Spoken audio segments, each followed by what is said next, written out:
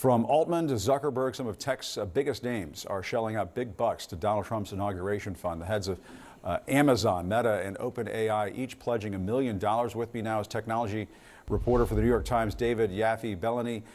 David, I was talking to folks over the weekend, out and about doing the holiday party thing, and this has trickled down to the point where folks are talking about this, that you have these big technology companies that we all use, our apps, we go on their websites, we use AI, and to have these companies make these kinds of donations, it is raising a lot of eyebrows.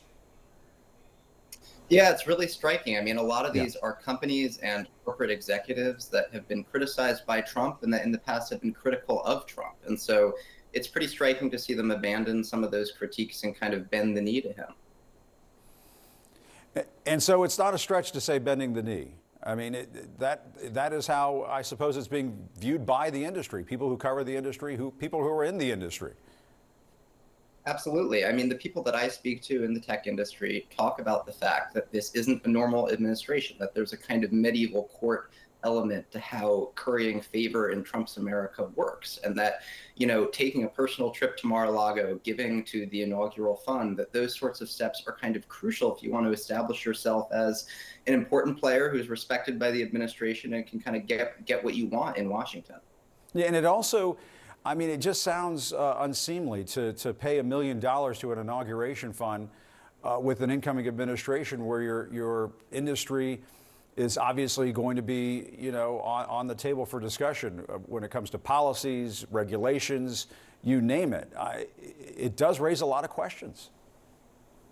Well, the one thing I will note is that these sorts of donations to the inaugural fund are not unusual. This is something that lots of industries do, every election year, whether it's a Democrat or a Republican coming into the White House. And so the act of giving this money alone isn't super surprising, but it's sort of part of a package of gestures, from the industry that just does seem very calculated at a time when, the president-elect has said things about changes he wants to make in regulation that would be favorable to tech.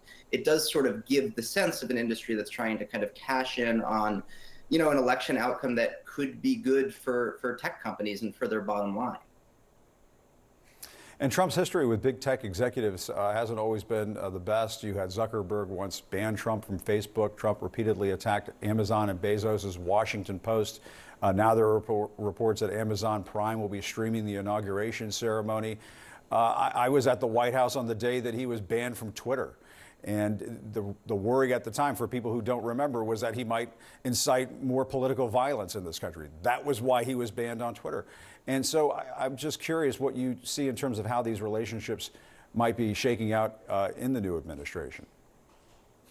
Look, the truth is that these companies, as much as they may have spoken out in the past about immigration policies or other things Trump has done that they disagree with, what these companies really care about is getting the kind of regulatory sort of pathway to do what they want to do. So for instance, the crypto industry has been, attacked over and over again by the Biden administration, by the Securities and Exchange Commission. They've operated under this kind of regulatory cloud. And now they have a president who, gets onto the stage at crypto conferences and says, I love this technology. I'm going to get rid of the SEC chair, and I'm going to put people in place who will allow the industry to do what it wants to do. And these tech leaders hear that and they respond accordingly. And so for a lot of them, it's kind of a moment of optimism. David, I also wonder how much of this is being driven by Elon Musk, because Elon Musk bet big on Donald Trump. He was doing all sorts of things up in Pennsylvania to help him get elected. And I wonder if some of these other tech CEOs are saying, oh, goodness, Elon Musk sort of beat us to the punch here, and now we need to catch up. Might that be a motivating factor in some of these companies coughing up this money? Yeah, I think that's definitely part of it. I mean, they see the amount of time that Elon Musk is spending, at the president-elect's side at Mar-a-Lago, and it's probably comforting for some of them. I mean, he's one of their own. He's a controversial figure in the tech world, certainly, but it is encouraging to these people to see somebody like Elon, to see another person like Mark Andreessen, who recently said he's spending half of his time working on the transition. Just the amount of power and influence that figures in the tech world are having is pretty much unprecedented. And, these other tech leaders want to be part of that. And it's a huge sea change from that standpoint in terms of what we have seen in recent years out in Silicon Valley, in that many of those CEOs, many of those tech executives were viewed as left-leaning, and I suppose that includes Elon Musk, who started this revolution in electric cars, I guess, because of his concerns, partly because of his concerns over climate change. But politically, the winds have shifted out there. Absolutely. And I mean, this is a decade, the culmination of a decade-long trend that we're seeing. Tech industry leaders were used to being celebrated, lauded for their entrepreneurial achievements. And then that started to change around the time Trump was elected the first time. Suddenly they were getting all sorts of criticism from the left over things like Cambridge Analytica, over the spread of disinformation online. And, that led to a lot of frustration.